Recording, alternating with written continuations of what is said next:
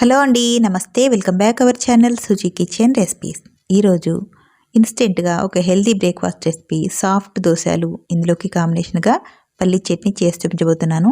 ఈ సాఫ్ట్ దోశలు ప్రిపేర్ చేసుకోవడానికి ఎలాంటి పప్పులు నానబెట్టాల్సిన అవసరం లేకుండా ఇన్స్టెంట్గా ఈ దోశల రెసిపీని ఎలా చేయాలో ఇప్పుడైతే వీడియోలో చూసి తప్పకుండా ట్రై చేయండి. ఇప్పుడైతే వీడియో స్టార్ట్ చేద్దాం. ముందుగా ఇలా ఒక గిన్నె తీసుకోండి. ఇందులోకి ఒక కప్పు మెజర్మెంట్తో ఒక కప్పు వరకు గోధుమ రవ్వను వేసుకోండి. ఇలా గోధుమ రవ్వ వేసిన కప్పుతోనే ఒక కప్పు వరకు అటుకులు కూడా తీసుకొని అటుకులు కూడా ఇందులో వేసేసుకోండి. ఇలా వేసిన తర్వాత ఇప్పుడు ఇందులోకి ఒక అరకప్పు వరకు కొద్దిగా పుల్లగా ఉండే పెరుగు వేసుకోండి. పెరుగు పుల్లగా ఉండడం వల్ల దోశలో టేస్ట్ అయితే బాగుంటాయి. ఇలా పెరుగు వేసిన తర్వాత ఇదే కప్పులో కప్పు నిండు వరకు నీళ్ళను వేసుకొని ఈ కప్పు నీళ్ళను కూడా ఈ అటుకులు గోధుమ రవ్వలో వేసేసుకోండి.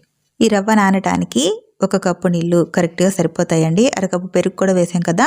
ఇప్పుడు ఈ నీళ్లు పెరుగు కూడా ఈ రవ్వ అటుకులు కలిసేలాగా మొత్తం కూడా ఒకసారి ఇలా కలిపేసుకోండి. ఇలా కలిపిన తర్వాత ఒక 10 నిమిషాల వరకు మూత పెట్టి నాననివ్వండి. ఈ రవ్వ నానేలోపు ఇందులో కావాల్సిన పల్లి చట్నీని ప్రిపేర్ చేసుకుందాం. ఇలా ఒక మిక్సీ జార్ తీసుకొని ఇందులోకి అరకప్పు వరకు పల్లీలు వేయించినవి వేసుకోండి. ఆ తర్వాత ఇందులోనే ఒక 4 టేబుల్ స్పూన్ల వరకు పుట్నాల పప్పును వేసుకోండి.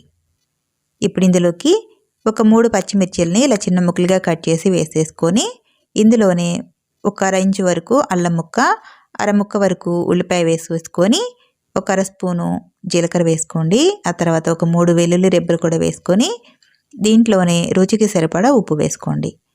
ఇలా వేసిన తర్వాత మూత పెట్టేసి కొద్దిగా గ్రైండ్ చేసేసుకోండి. కోర్స్గా ఇలా గ్రైండ్ చేసుకున్న తర్వాత ఇందులోనే కొద్దిగా చింతపండు యాడ్ చేసుకొని ఇందులోనే ఒక అర గ్లాస్ వరకు నీళ్ళను వేసుకోండి.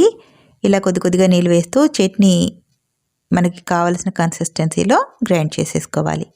నేను ఇక్కడ మరీ పల్చగా కాకుండా మరీ చిక్కగా కాకుండా మీడియంగా గ్రైండ్ చేశానండి. ఇలా ఒక బౌల్లోకి వేసేసుకొని ఇందులోనే తాలింపుని యాడ్ చేసేసుకోవాలి. ఇలా తాలింపు వేసిన తర్వాత ఇదంతా కూడా ఒకసారి మిక్స్ చేసుకున్నారంటే ఎంతో రుచిగా ఉండే పల్లీ చట్నీ అయితే రెడీ అయిపోయింది దోశల్లోకి. ఈ పల్లీ చట్నీని పక్కన పెట్టేసుకోండి. ఇప్పుడు ముందుగా నానబెట్టుకున్న గోధుమ రవ్వని గ్రైండ్ చేసుకుందాము. 10 నిమిషాలకి ఈ రవ్వ అంతా కూడా పెరుగు వాటర్ పీల్చేసుకొని ఇలా కొద్దిగా గట్టిపడింది. ఇదంతా కూడా ఒకసారి మిక్స్ చేసుకోండి. ఇప్పుడు ఒక మిక్సీ జార్ తీసుకొని ఈ నానిన గోధుమ రవ్వ అటుకులని సగం వరకు వేసుకోండి. ఇలా కొద్దిగా వేస్తూ ఇందులో నీళ్లు మరీ ఒకేసారి ఎక్కువగా కాకుండా ఒక గ్లాస్ వరకు వేసేసుకొని మెత్తగా గ్రైండ్ చేసుకోవాలి. మరీ ఒకేసారి ఎక్కువగా నీళ్ళు వేసారంటే బ్యాటర్ అనేది పల్చగా అయిపోతుందండి. నీళ్ళని చూసుకొని వేసుకోండి. ఇలా గ్రైండ్ చేసిన ఈ దోశ బ్యాటర్ని ఒక బౌల్లోకి అయితే వేసేసుకోండి. మిగిలిన పిండి కూడా ఇదే విధంగా కొద్దిగా నీళ్ళని వేస్తూ ఈ కన్సిస్టెన్సీలో గ్రైండ్ చేసుకోవాలి. ఇలా మొత్తం కూడా ఒకసారి గ్రైండ్ చేసుకున్న తర్వాత ఈ పిండి అంతా కూడా ఒకసారి కలిపేసుకుందాము. ఇక్కడ పిండి చూడండి, మరీ పల్చగా లేదు, మరీ చిక్కగా లేదు. మనకి దోశ బ్యాటర్ ఎలా ఉంటుందో ఆ కన్సిస్టెన్సీలో ఉంటే సరిపోతుంది. ఇప్పుడు ఇందులోకి రుచికి సరిపడా ఉప్పు, అలాగే బేకింగ్ పౌడర్ని ఒక 1/2 స్పూన్ వరకు వేసుకొని ఇలా కొద్దిగా వాటర్ వేసుకోండి. ఇప్పుడు ఇదంతా కూడా ఒకసారి కలిపేసుకోండి. ఈ బేకింగ్ పౌడర్ పిండిలో వేయడం వల్ల పిండి చక్కగా ఫార్మేట్ అయిపోయి బబుల్స్ లాగా చక్కగా సాఫ్ట్గా వస్తుందండి. ఈ బేకింగ్ పౌడర్ ప్లేస్లో ఈనో అయినా సరే వేసేసుకోవచ్చు. ఇలా ఒకసారి మొత్తం కలిపేసుకున్న తర్వాత పక్కన పెట్టేసుకొని స్టవ్ ఆన్ చేసి ప్యాన్ వేడి చేసుకోవాలి. ప్యాన్ కొద్దిగా వేడైన తర్వాత ఇలా లైట్గా వాటర్ స్ప్రెడ్ చేసుకొని ఒకసారి క్లీన్ చేసుకోండి. హీట్ అనేది కొంచెం తగ్గిపోతుంది, దోశ అంటుకోకుండా చక్కగా వస్తుంది.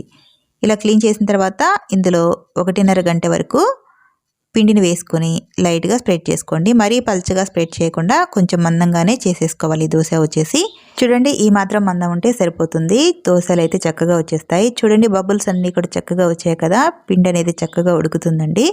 ఇలా కొద్దిగా ఉడికిన తర్వాత లైట్గా ఆయిల్ ఇలా పైవైపు స్ప్రెడ్ చేసుకోండి.